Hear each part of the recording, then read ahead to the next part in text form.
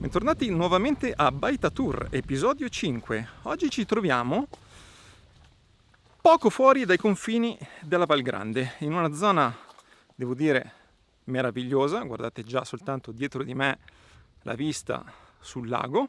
E oggi vi porto a conoscere un personaggio davvero interessante, che io ho conosciuto tramite i social, con cui ogni tanto mi sento e mi scambio qualche messaggio. Parliamo di Valerio.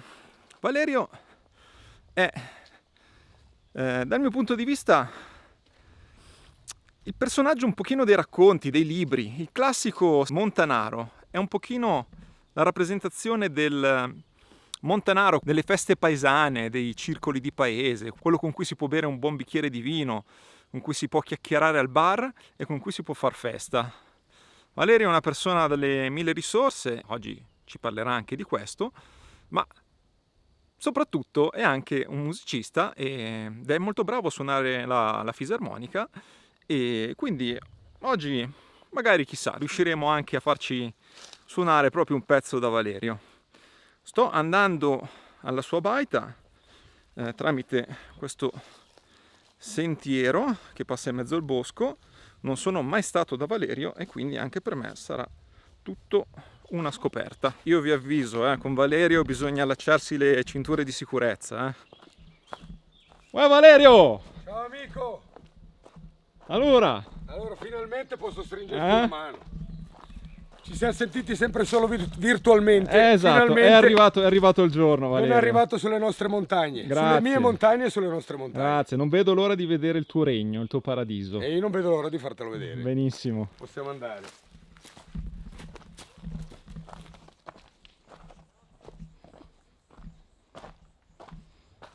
Benvenuto a Ciasco. Wow. Ciasco, tanti dicono Ciasco, su delle cartine c'è scritto Ciasco, vedi come lì sulla cappelletta che è stata fatta. C'è chi dice Ciasco, c'è chi scrive Ciasco, comunque il fatto sta che. E questo, siamo arrivati. Questo sa proprio di alpeggio di Val Grande, Questo sì, questo qui era un alpeggio del comune di San Bernardino Verbano, del paese di Rovegro, dove i nostri nonni, salivano con le bestie l'estate, la primavera, e venivano qua al pascolo. Capre, mucche, poche, tante capre e qualche maiale. Ci tengo a farti vedere una cosa, prima che scendiamo. Questo qui è un cartello che aveva fatto mio papà e aveva scritto ascolta il silenzio. Poi il cartello che ha fatto mio papà si è deteriorato col tempo, allora un nostro amico alpigiano l'ha rifatto col vetro e lui si diceva sempre, mio papà, faceva segno col dito, ascolta il silenzio, e sembra una stupidata, ma puoi ascoltare anche il silenzio. Certo. Andiamo. Ecco, questo è l'alpeggio di Ciasco. Diciamo che nel silenzio ascoltiamo noi stessi più che ascoltare il silenzio. Bravissimo, no? E penso che è quello che intendeva mio papà.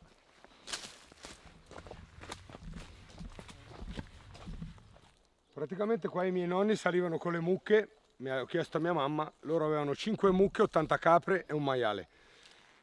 Prima della guerra, durante la guerra scusa, la casa, la piccolina, sarebbe la mia, che è rimasta a me, era a comando dei partigiani, così mi hanno raccontato e così ti racconto.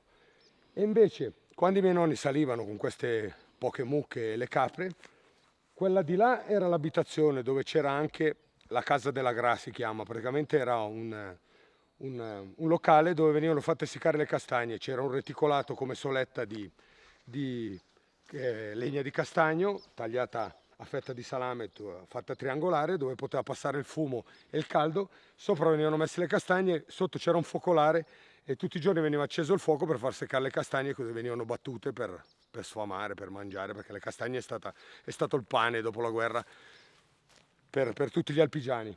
E invece questa qua più grossa, che poi nella divisione è toccata a mio cugino, praticamente era la stalla, dove c'erano queste 5 mucche e tenevano queste 80 capre.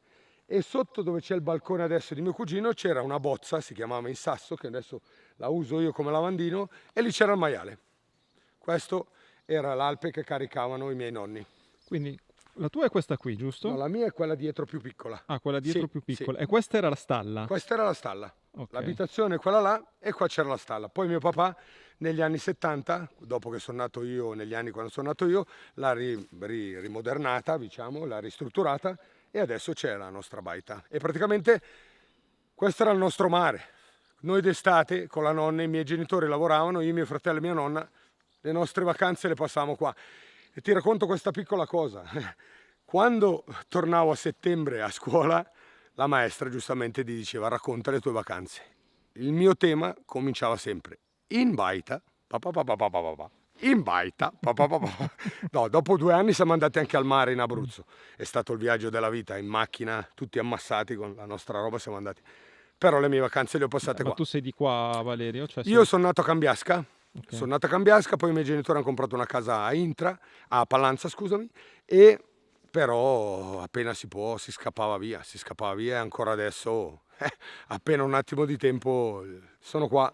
L'unica cosa è che c'è sempre da lavorare perché o vieni su e te ne sbatti e dici vabbè è caduta una pianta, vabbè c'è da strappare l'erba, vabbè le azalee sono da spuntare, però Lo so bene, Valerio. ecco, Quando, infatti. insomma, se vuoi tenere un certo rigore, un po' di mantenere una certa estetica anche, Bravo, e devi poi farti ci il culo. tieni al lavoro che hanno fatto, Esatto. almeno io mi ricordo dei nonni, il lavoro che ha fatto mio papà e adesso vedo di mantenerlo insegnando a mio figlio, e faccio il segno della croce qua, un domani di tenerci anche lui come ci tengo io e tenere tutto in ordine.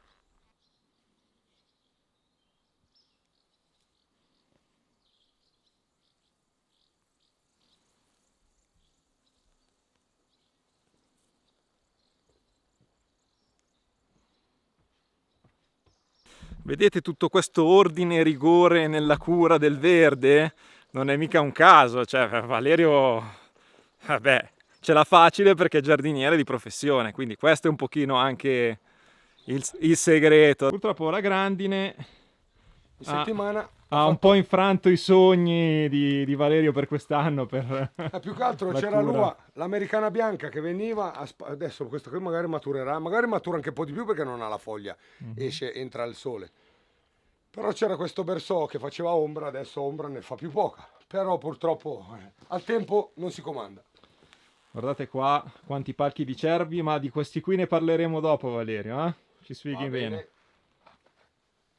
Perché il palco del cervo per Valerio, insomma, è una cosa... È pelle d'oca, è pelle d'oca. Non solo per la caccia, ci mancherebbe. Questa è un'altra storia. Però io la caccia, sono malato di caccia, ma la caccia quella fatta con testa, non la caccia andare a sparare a quello che si vede. E poi con i palchi di cervo faccio un po' di lavoretti e è la mia passione, mi diverto. Allora Valerio, giustamente baitatura, adesso entriamo a farci gli affari tuoi e vogliamo dare un'occhiata al tuo paradiso Più personale. che volentieri. Ci vuoi raccontare un pochino magari... Allora, ha un nome la baita? Gli hai dato un nome? La baita sinceramente un nome non gliel'ho data. L'alpeggio si chiama Ciasco come ho già detto prima, è un alpeggio del comune di San Bernardino Verbano. E praticamente niente, qua i miei nonni passavano la primavera e l'estate e poi negli anni 70 via, mio papà l'ha ristrutturata e negli anni 2000 abbiamo fatto, siccome ero già un po' più grande ho potuto dargli una mano, abbiamo fatto dei cambiamenti. Dalla parte di là prima c'era sala e cucina, piccolina, stavamo tutti lì raggruppati, eravamo in 4 in famiglia e ci bastava. Poi un giorno ho detto papà perché non disfiamo la camera di qua, le portiamo di sopra c'ho 6 posti letto, erano un po' tanti, nel senso, noi eravamo in 4, 5 con la nonna, perché la nonna ci seguiva sempre, e guai se non andavi a prenderla, e praticamente abbiamo fatto cucina di qua e sala di là c'è un tavolo, si mangiano 15-16 persone, e abbiamo fatto questa trasformazione lavorando e portando tutto il materiale un po' in spalla. E mio papà negli anni 70 si serviva di una teleferica che scendeva da Corte Rosso qua sopra, c'era mio zio che col motocarro, il Guzzi, il vecchio, veniva con l'argano e portavano giù tutto o in spalla o con la teleferica. Pian pianino si riempivano i secchi sulla in cima, la benna, e arrivava giù qua e poi a mano si portava dentro. Cosa che adesso non si fa più perché con l'arrivo dell'elicottero e qualche soldo in più, soprattutto perché in quegli anni non è che si navigava nell'oro, sì, è diventato tutto più comodo perché fai dei tiri con l'elicottero ti porta dal legname e tutto. Come ti dicevo prima, io come colmo qua ho un palo della luce perché mio papà aveva un amico all'Enel, si vede che è riuscito a recuperare un colmo e ancora adesso sopra, dopo magari ti faccio vedere, c'è l'etichetta del palo numerato dell'Enel, però il suo servizio lo fa. Beh, non facciamo vedere il numero del palo, va, perché facciamo... Mica che qualcuno lo reclama. Non si sa mai, E niente, è così, la mia baita, entriamo che ti faccio vedere qualcosa. Ok. Vieni. Allora, questa È stata bella. le porte sono basse.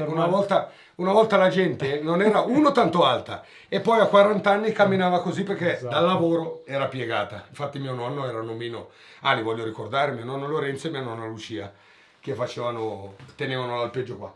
Questa praticamente è la cucina, la piccola cucinina che abbiamo fatto con mio papà. C'è una stufa dove facciamo da mangiare, c'è la cucina in muratura che abbiamo fatto noi alla Benemeglio. Piastrellare ho piastrellato io all'età di 22 anni, 21 anni, però anche un piastrellista è arrivato e mi ha detto, le ha picchiate a una, mi ha detto, le hai messe abbastanza bene. E niente, questa era dove c'era una volta la camera da letto, che secondo me era in di più. Infatti mio papà mi ha ascoltato e abbiamo fatto questo piccolo cucinino dove... Beh, alla faccia del piccolo cucinino, Sì, insomma, per per una baita... Per una baita averne. È una mega cucina. Forse abbiamo comprato solo le antine e le piastrelle, se no il resto dopo abbiamo fatto tutto noi, mensoline, mio papà più che altro. Io sono sempre stato l'aiutante, diciamo che la mente era mio papà, io ero il braccio, anche perché si arrangiava a fare un po' di tutto. Questa qui è una credenza vecchia che ha sistemato mio papà e niente, questo qui è il cucinino. Mi piace, molto Invece rustico. qua c'è un passaggio abbastanza stretto con i muri che non si potevano toccare da 60 cm. Qua c'è la sala, diciamo dove facciamo le baraccate sia durante le feste che durante le aperture della caccia, perché le aperture delle caccia più belle le abbiamo passate qua. Anche perché la caccia, ti spiego come la vedo io, la caccia per me sono 365 giorni all'anno, non è solo durante la caccia, nel senso si porta da mangiare le bestie, e la giornata di caccia inizia il giorno prima, quando sei qua con tutti gli amici, fucili là nell'angolo a riposare. Niente, ognuno porta qualcosa, si mangia, si suona la fisarmonica, si raccontano storie vecchie di varie bollettate ai cinghiali piuttosto che ai camosci. Il cammino va sempre. Valerio, io ti ho presentato all'inizio del video dicendo che tu ricordi un pochino i personaggi dei libri di Mauro Corona, no? Bravo. Un Penso pochino di sì. così, no? Pochino sì, pochino penso di Quindi sì. non ho sbagliato, insomma, no? Diciamo che io dico sempre che la caccia, diciamo, parte dalla sera prima, poi si va il giorno dopo a caccia. Sono a caccia con mio figlio e con i miei soci. Non ci facciamo male. Non litighiamo con nessuno, perché capita purtroppo anche di litigare, perché il cacciatore ha un cervello grosso come un euro e durante l'anno è una persona. Quando arriva la stagione di caccia, purtroppo il cervello gli fa tac e non c'è niente da fare. Quindi non abbiamo litigato con nessuno. Se siamo a cerve prendiamo il cervo, se siamo a cinghiale prendiamo il cinghiale e la ciliegina sulla torta di una bella giornata trascorsa. Se non prendiamo niente ci saranno nuove occasioni per arrivare a prendere qualcosa. Comunque io non è il finale ammazzare qualcosa, è tutto quello che gira intorno alla caccia, dalla serata prima in baita, agli amici, alle ciocche, perché succedono anche quelle, sperando che poi la mattina passi perché c'hai un fucile in mano, vabbè. Comunque per adesso sono tutti sopravvissuti. Per adesso siamo tutti Comunque tutti tu Valerio pratichi solo caccia di grossa selvaggina. caccia in quindi... montagna, sì, di grossa selvaggina, nel senso l'ungulato, via, è l'ungulato la mia passione. Diciamo che qualcosa lo ricorda, e poi non volevo dimenticare che ho talmente a cuore la baita che me la sono tatuata qua e ho fatto una scritta per mio papà. Siccome lui è mancato nel 2021 e lui diceva sempre ciapata la mia, ho pensato bene di omaggiarlo, e siccome lui viveva per la baita e mio papà è qua in baita perché le ceneri di mio papà sono di sopra, e perché lui in giornate, diciamo, nei tempi passati eravamo lì alla sera a guardare le stelle, lui diceva: oh, ma fioi, ma raccomandi, quando muori mi avvegni chi? E allora quando è mancato mio papà c'è tanta gente che mi dice: ma potete metterne un po' al cimitero, potete mettere che uno lo va a trovare. Io a tutti gli dico: voi entrate dal cancello della mia baita, vi sedete sul tavolo, mio papà è lì. Se volete venire a trovarlo, l'unica cosa che vi raccomando è quando uscite chiudete il cancello, se no i cinghiali e le capre entrano. Poi chi vuol trovare mio papà è qua. Infatti io quando sono qua, delle volte da solo, mi dicono: ah, ciao Vale, ma su in baita da solo? No, io non sono da solo, c'è mio papà. Chiuso. È sempre qua. Questo camino Questo camino l'ho foderato io. L'ho portato giù con mio fratello con la slitta da in cima in un tiro solo, che non ti dico la fatica che abbiamo fatto. Ok. Con la slitta in ferro che pesava 80 kg solo la slitta e sfondava nel terreno. Queste pareti qua ci ho impiegato penso una giornata questa e un'altra giornata questa con la candela, stavo lì con la candela a farlo. Però, e dei sassi li ho recuperati nei vari alpeggi qua. Ci sono dei sassi che arrivano da Pogallo, ci sono dei sassi che arrivano da Bue e me li ricordo tutti, come questa Madonnina qua triangolare l'ho presa a Bue, questa qua, e un altro sasso di qua arriva da Pogallo, che mi ricordo perché ci tenevo a avere dei sassi che arrivassero dalle varie alpeggi. Lavoro preciso, Valerio. Ma sì, abbastanza, per essere la prima volta che lo facevo non è venuta male. E poi qua ci sono attaccati un po' di trofei, alcuni miei, i caprioli sono tutti miei. Volevo farti vedere, Luca, quel capriolo, il primo. Praticamente il primo, non l'ho ammazzato, l'ho trovato morto, è in velluto. Ah, Tanta sì. gente non sa che praticamente il capriolo, i cervi perdono le corna, i cervi, i caprioli e i daini. Quando li rimettono con quella peluria che si chiama velluto, che poi sfregano contro le piante e la perdono e si forma il corno, come si vede di solito. E l'ho voluto conservare così appunto perché tanta gente non sa com'è il velluto, allora ho cercato di sapere. E invece i camosci sono di mio zio Bruno Bottini, che adesso è mancato tanti anni fa, era il postino di Rovegro e Cicogna, chiamato Formiga, lo chiamavano Formiga, e praticamente quando è mancato sua moglie me li ha regalati, perché lei li voleva buttare via, non sapeva dove metterli, allora io, i più belli, diciamo, qualcuno più bello, però arrivano tutti dalla Val Grande, quando la caccia era ancora aperta. Dopo, negli anni 80 è stato fatto il Parco Val Grande e la caccia è chiusa. E però per ricordo dello zio ho voluto attaccarmi Sì, su qualcuno. ovviamente specifichiamo, tu sei vicino al Parco della Val Grande, Sì. ma diciamo in questa zona qua tu puoi tranquillamente andare a caccia. Sì, a caccia, assolutamente sì.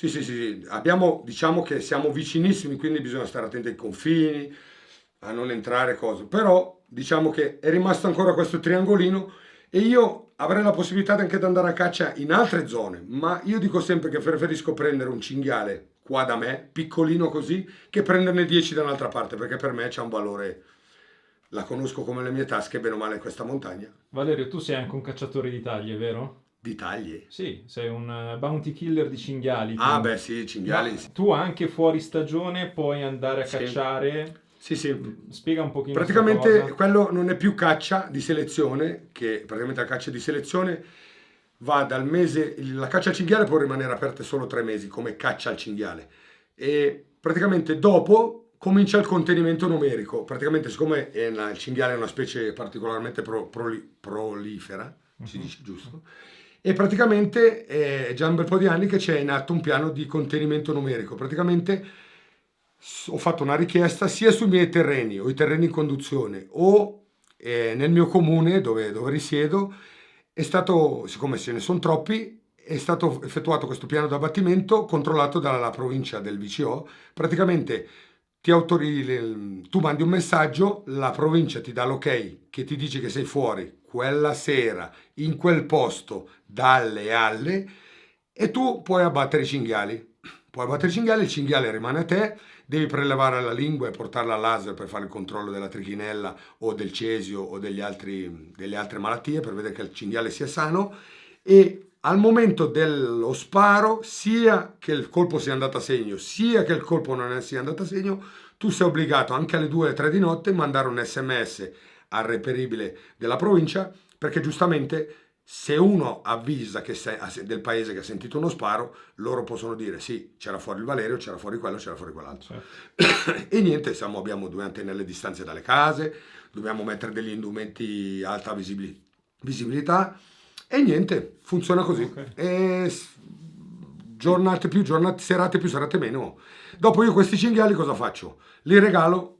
Una volta che ho l'analisi, che è stato analizzato che non ha nessun tipo di malattia o comunque la carne è commestibile, praticamente organizzo delle cene nei vari circoli dei vari paesi e ci troviamo tra cacciatori, a volte con le donne, maggior parte senza le donne, però ogni tanto tocca portarle per dare il contentino e ci troviamo con 2, 3, 4 fisarmoniche, facciamo festa e niente, io dico sempre la mia. Se il cinghiale sapesse di fare una fine del genere, a essere omaggiato, diciamo così, secondo me si sarebbe fatto ammazzare prima. Io dico sempre, voglio pensarla così, diciamo. Allora, personalmente trovo questo locale davvero accogliente, proprio si percepisce che è il locale delle feste, dove qua si beve, si suona, si chiacchiera con gli amici, c'è proprio un'atmosfera rustica, di montagna, diciamo sì, anche di amicizie tra cacciatori, insomma, Certo, no? certo, Quegli certo. ambienti un po' così. Nel piano superiore dove Guarda. ci sono le camere Sì. e non Poi ci solo. sono le camerette, ma bisogna passare bassi bassi perché sono dei passaggini che mio papà purtroppo ha dovuto lasciare e sono un po' stretti, via. Ti volevo far vedere alcuni attrezzi che abbiamo Quello tenuto. ce l'ho anch'io. E allora dimmi come si chiama. Non lo so, perché in realtà Beh, non ho mai capito a cosa servisse. questa qua la chiamano la giua. Eh? La giua serviva quando facevano la riscià, che facevano cadere i ricci, serviva per prendere i ricci per non pungersi. Hai imparato una cosa nuova. Sì.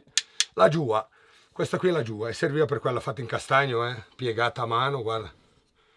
E serviva per prendere i ricci.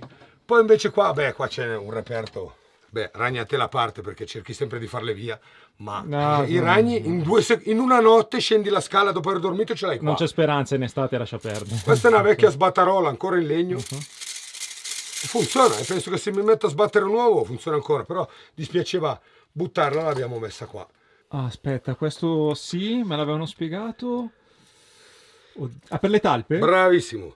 Queste sono le trappole per le talpe, praticamente si carica, non ce ne esca né niente, bisogna scavare e metterla perpendicolare alla galleria, praticamente dove lei butta sulla terra, alla galleria di arrivo e la galleria di andata. Scavi, la metti giù in piano così, questa qui praticamente quando la talpa arriva e schiaccia questo ferro qua, questo qui tac, scatta e allora su 10 trappole che metti non ne prendi una, te lo dico io. Però una volta qualcuno ci credeva, anzi c'è gente, ho visto in Svizzera che lo faceva come lavoro. Andava nei prati e chiamavano questo qua che adesso non so come si chiamava e andava a prendere le talpe. Pensa a te. E niente, queste qui sono, dopo lì c'è una pelle di capriolo che avevo preso io che mio amico mi aveva acconciato e un po' di cose vecchie, una tagliola, una vecchia tagliola. E invece questo qua è il coudé. Questo si mette dentro la côte, no? La coda, sì, con l'acqua si attaccava su e praticamente era fatto in corno. Adesso li vendono in plastica, però una volta lo usavano col corno della mucca e si metteva dentro l'acqua e la cud. Sì. Vedi, poi qui c'è la cameretta dei miei genitori. Aspetta, che entro io che ti faccio vedere una cosa. Piccolina, però d'inverno quando sei dentro qua è uno spettacolo. Tutto. Bella. Sì, piccolina, piccolina, vedi, mio papà aveva cercato di sfruttare tutti gli angoli possibili e immaginabili. Cioè, tutto lui, tutto lui, guarda.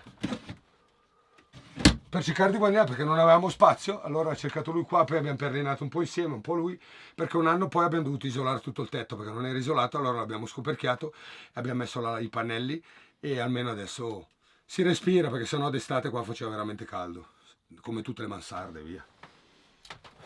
Molto carino. Sì, piccolina, piccolina, per fare il letto bisogna ingegnarsi. Però, e anche questo letto qua è vecchissimo, me l'aveva dato il nostro ex padrone di casa quando abitavamo a Cambiasca. È un letto da una piazza e mezza fatto tutto in legno di castagno. Sì. Questa è falegnameria locale, quindi, Sì. sicuramente. Ed è stato montato dentro, perché sennò dalla porta non passava. Abbiamo dovuto smontarlo, farlo entrare e poi dopo rimontarlo perché sennò non passava. Mhm.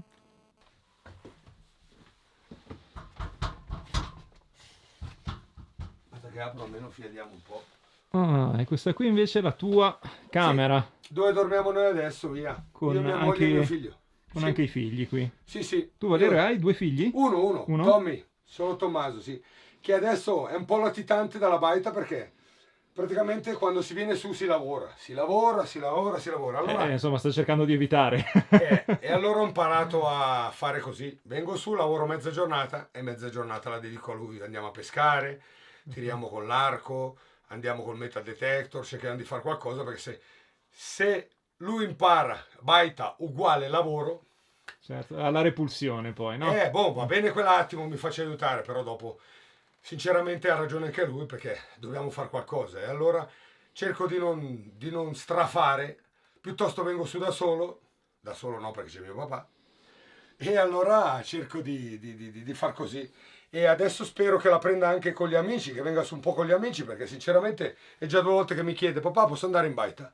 E gli dico di sì, perché se comincia a dirgli no, mi sporchi, no, mi rovini, no, lui la baita non la odierà. Allora, come ha fatto mio papà con noi, quando volevamo venire su per l'ultimo dell'anno, mio papà mi diceva: sì, vacci. Eravamo tutta gente con testa, anche perché una volta c'era un po' più di pensieri, perché sopra qua non avevamo la luce, non avevamo ancora i pannelli, quindi viaggiavamo a candele. E sai benissimo che in mezzo a tutto il legno, la candela può anche far disastri. Invece adesso c'è il pannello solare, quando Tommaso vuole venire su con gli amici, che venga tranquillamente. Tanto la sale in zucca ce l'hanno, speriamo che lo usino. E niente, la baita è sua, anche perché un domani sarà sua, veramente. Eccolo qua, il palo dell'Enel, il famigerato palo dell'Enel di cui parlava Valerio. E si vede un la palo, targhetta. perché da grosso, Sì, sì. man mano che va in là diventa Ma piccolo. si vede, si vede. Numero 68, se qualcuno lo cerca è qua. Valerio, qui a livello di elettricità, approvvigionamento d'acqua, come sei messo? Sì, allora, diciamo che da Rovegro verso Bignugno sale la linea della corrente. Da qua sarà distante 600-700 metri dalla baita. Abbiamo chiesto per portarla qua, hanno chiesto un'esagerazione a palo, mi sembra che dovevano mettere 3 pali, era sugli 8.000 euro a palo perché devono venire con l'elicottero gettare.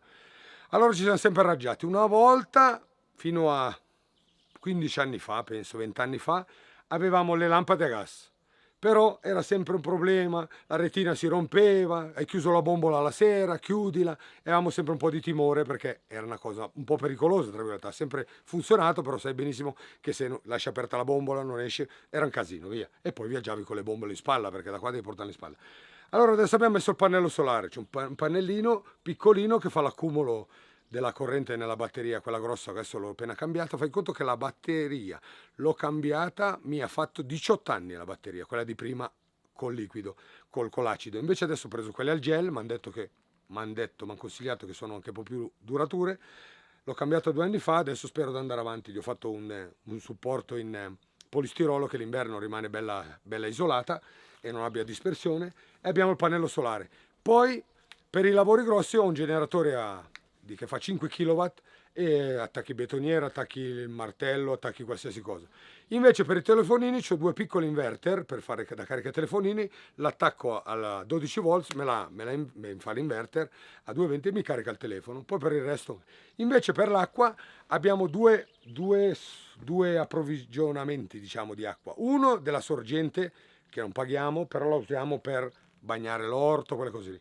E 15 anni fa ci siamo attaccati alla linea potabile.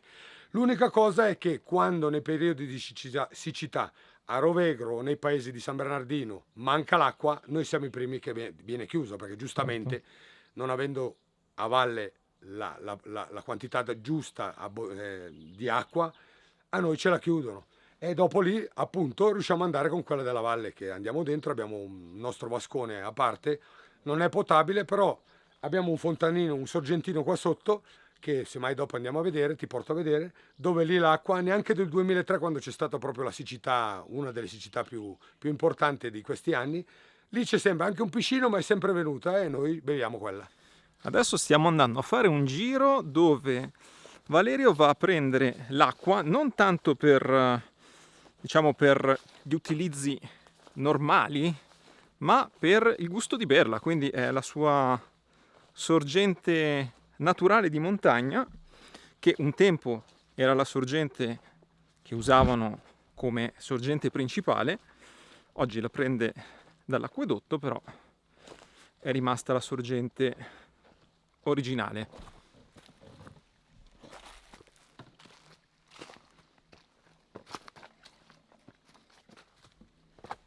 Prima a fartela assaggiare.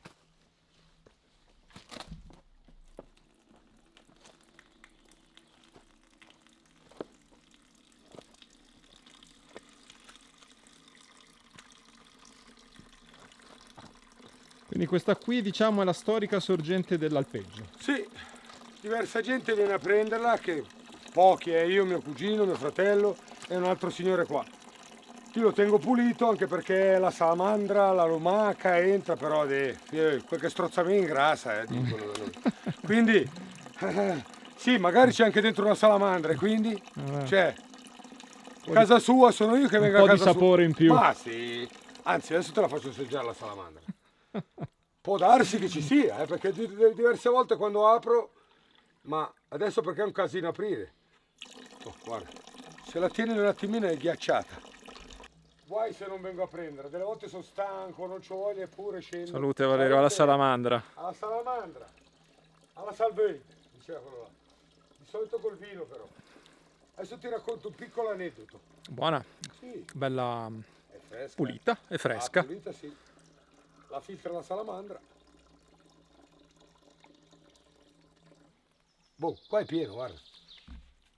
Io ho sempre detto che la mia vita la finisco qua. La mia vita nel senso la finisco qua. Spero più in là possibile, prima di tutto.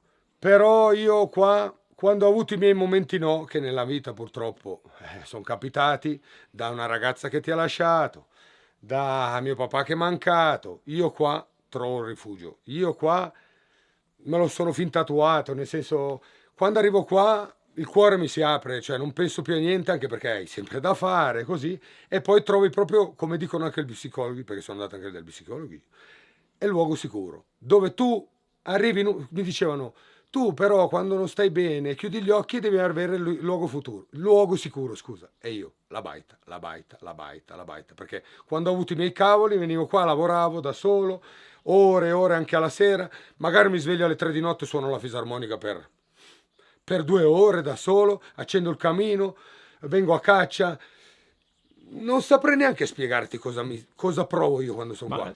Non vedo l'ora tante volte, però purtroppo gli impegni nel piano, dal figlio che gioca a pallone, quindi fine settimana ce li hai stincati tutti. Da tante cose, magari c'è una festa, allora devi andare via. E la mente però è sempre qua. È uguale quando vado a caccia, ti spiego questa piccola cosa. Ho fatto tanti anni andare a caccia da solo e venivo qua. Sia a dormire che si partivo di qua o magari tornavo quando ero bagnato a far asciugare i panni, a mangiare, così. Quando vado a caccia con la squadra, quindi la squadra di 5, 6, 10, 15 persone, dipende quanti siamo quel giorno, decide di andare via da questa montagna, io già la sera prima comincio a venirmi qualcosa e dico, ma porco Giuda, ma perché devo andare con loro a Manegra piuttosto che a Pian di Sole, piuttosto che a Piancavallo, piuttosto che a Premeno? E ci vado perché la squadra ha deciso di andare là, quindi purtroppo devi adeguarti anche te. Allora, o vai da solo, o se vai con la squadra devi fare un po' e un po'. Però io quando sono piazzato là posso ammazzare anche 3 cinghiali, ma la testa, dico, chissà sul mio sasso là se è passato qualcosa. Porco Giuda, chissà. Preferisco, come ti ho detto prima, preferisco prendere una bestia qua o non prendere niente che piuttosto essere da un'altra parte dove non sono legato, non sono, cioè sono là, ma prendo il cinghiale e non so dove devo tirarlo, vado in su, vado in giù, vado a destra, vado a sinistra, invece io qua conosco tutto, bene o male me la cavo via, tutto Certo. Guardate qui dalla baita di Valerio, che vista spettacolare abbiamo proprio sul parco della Valgrande. Che cime vediamo, Valerio? lì. Allora si vede la Marona, quello lì è il passo della Forcola dove si vede quella, praticamente dietro ci sono le alpeggi d'Intragna o Nunchio. Sì. Poi c'è la seconda cima che è la Marona, dove si vede la cappelletta, però adesso dovresti zoomare. Poi c'è la Zeda e poi ci sono le montagne verso la Canobina. E praticamente adesso qua non si vede. Dietro queste piante, sulla sinistra, c'è la Valgrande, che è quella che sale da Ponte Casletto praticamente e va a sinistra. Invece la valle a destra di Cicogna che si vede è la Valpogallo.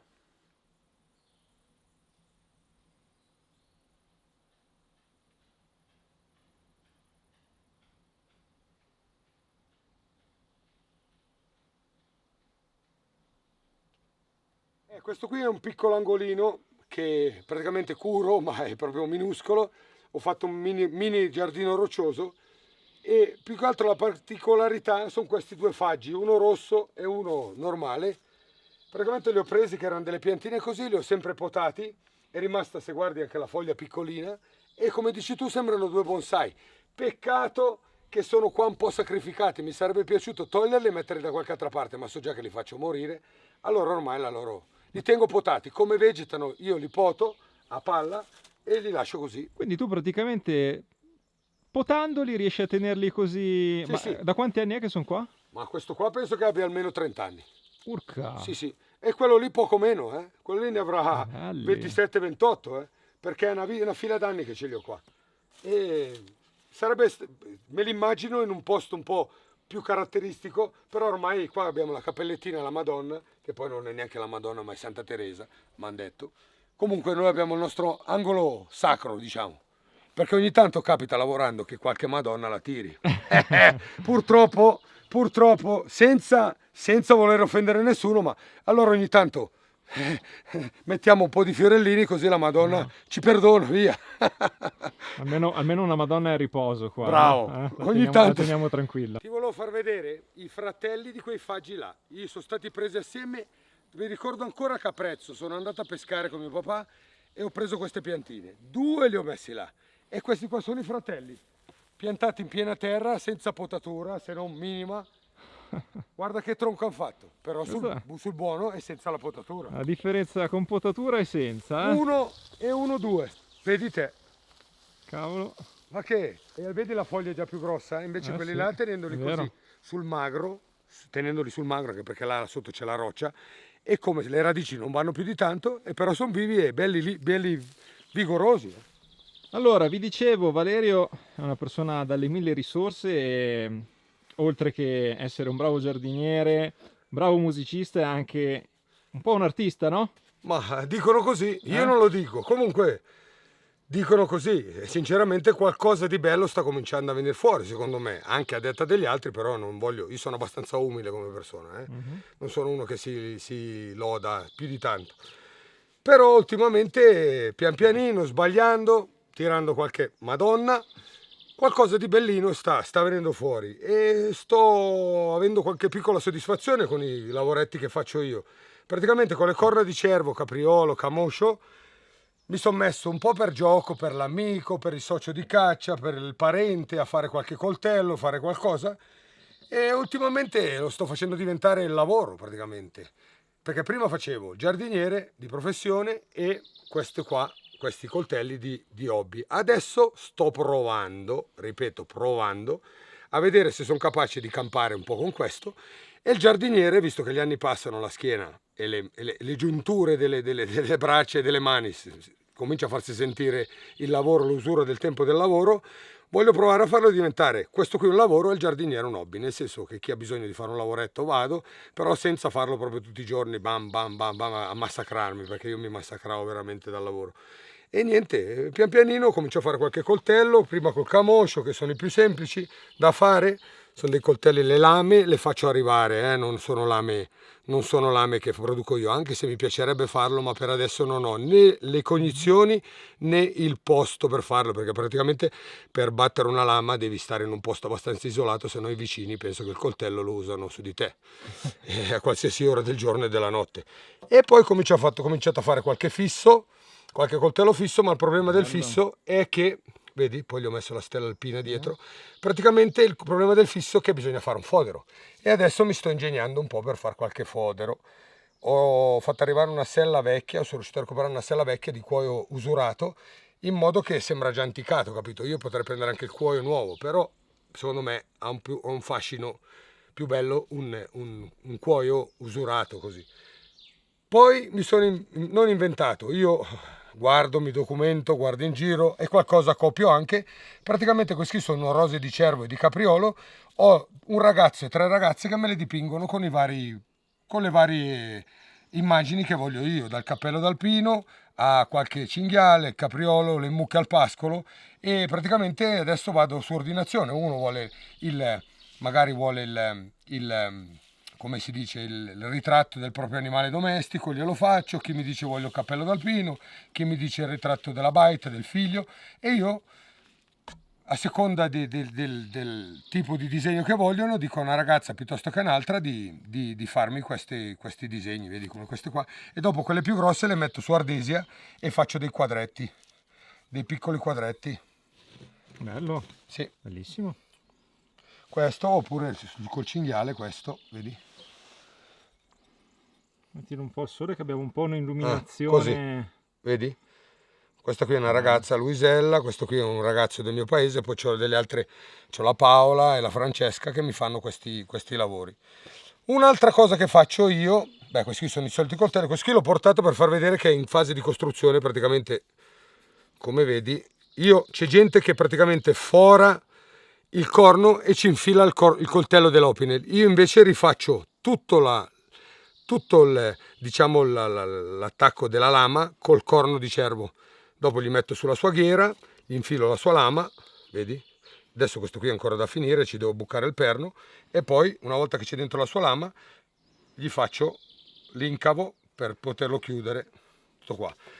Gli faccio di camoscio, di capriolo e di cervo.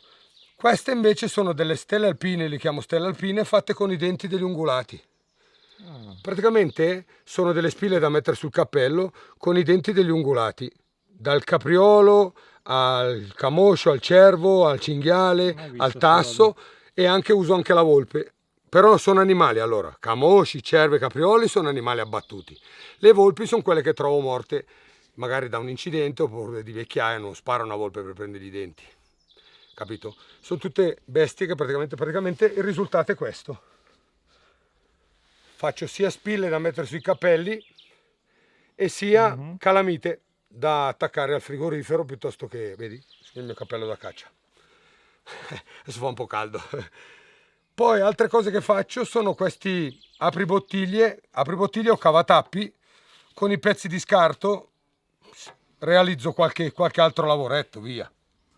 Insomma, fai un po' di tutto, ti sbizzarrisci. Vedo anche qua che c'è un bellissimo crocifisso fatto con il col corno di cervo. Praticamente questo Cristo Wow, l'ho trovato in discarica, che lo buttavano via.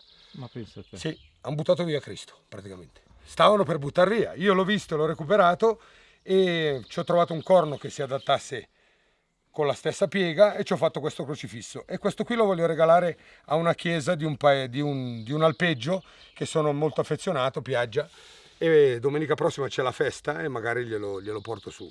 E questo qua invece è un altro crocifisso che ho in casa io. Questo qui però è stato realizzato tutto in corno di cervo e capriolo, mentre quello è stato utilizzato solo la croce. Questo qua è stato fatto tutto così. Non ho inventato niente io, ho rubato un po' di qua, ho rubato un po' di là, ho visto Pinterest piuttosto che, e mi sono messo e mi diverto un botto, come dicono i giovani al giorno d'oggi, un botto. Bravo Valerio, bravo Valerio. E se qualcuno fosse interessato magari a dare un'occhiata alle tue cose? Sì, io ho la pagina Instagram, Okay. ho 3 profili di Instagram, uno è solo per i lavori che faccio, Dila con la D di Domodossola, Dila Valgrande 76. Ok, Lì comunque puoi vedere tutti li i metto in descrizione sotto il video, quindi chi Bravissimo. vuole Guarda, vederli. gentilissimo. Ok? Grazie. Valerio, salute Salute. a questo primo incontro. Primo incontro. Poi ovviamente Valerio, anche Certo. lui verrà in baita. Magari Ah, facciamo un ritrovo con tutti questi baita tour, facciamo una festa. Di corsa ci vengo, non di corsa, di più. Cosa mi fai assaggiare qua, Valerio? Allora, praticamente questo salame non è dei miei, perché io purtroppo li ho finiti, dei miei nel senso quelli che faccio io di cervo e di cinghiale, però questo qui ho vinto un cesto l'altro giorno col primo premio della lotteria, e questo qui è un salamino non strano, a Quindi tu vederlo. fai anche i salami? Sì, sì, certo, moccette, violini di capriolo, a seconda della stagione di caccia, Molto se buona va a bene. sapersi, Vale. non va bene. Bene. E invece questo qui è un formaggino, uno spress, noi lo chiamiamo spress in dialetto, di capra, che fa mia suocera qua in un alpeggio qua sotto all'Alpe Jerf in dialetto, e adesso te ne taglio una fetta solo per farti vedere come è dentro. Buono, guarda. sembra di cotechino, ma cos'è questo? Sai che non lo so, l'ho vinto nel cesto, ma sinceramente sia non lo maiale. so. Guarda, io ti Che faccio, bello. ti faccio assaggiare il formaggio di mia suocera, e uno te l'ho messo lì, te lo regalo volentieri. Ah, poi c'è un'altra cosa da regalarti, aspetta, lasciami pelare. Le mani le ho pulite, le ho lavate prima di pisciare.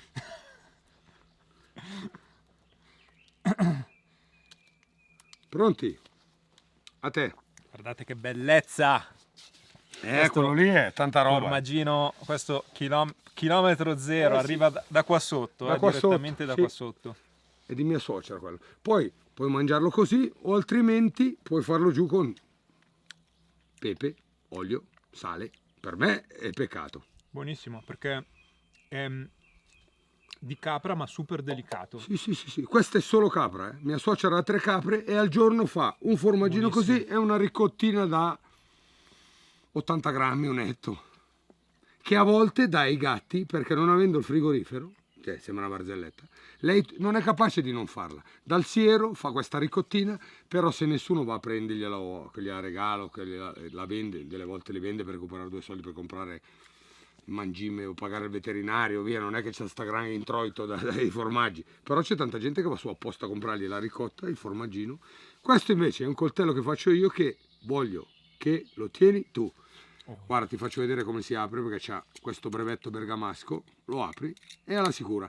Al contrario dell'Opinel, questo qua non si apre alla sicura. Sai che l'Opinel ogni tanto la sicura si apre. Questo una volta che lo chiudi, quello te lo voglio regalare. Proprio Guardate col cuore. che bello omaggio che arriva, questo qua arriva in baita, diretto. Grazie Vale. Prego. Grazie. Sono proprio contento. Ecco, una cosa che ci tenevo particolarmente era ricordare mio papà, perché per questo alpeggio, per me era mio papà, logicamente ha fatto non tanto di più, però era ricordarlo perché per questo alpeggio, per questa baita ha fatto tantissimo. Quando eravamo su, ogni 2x3, chiunque, Nino, c'hai un giunto, Nino mi perde l'acqua, Nino vieni a vedere come mai non arriva il gas, Nino come mai... E sinceramente voglio ricordarlo perché ha fatto tanto per Ciasco e per tutti gli alpigiani qua.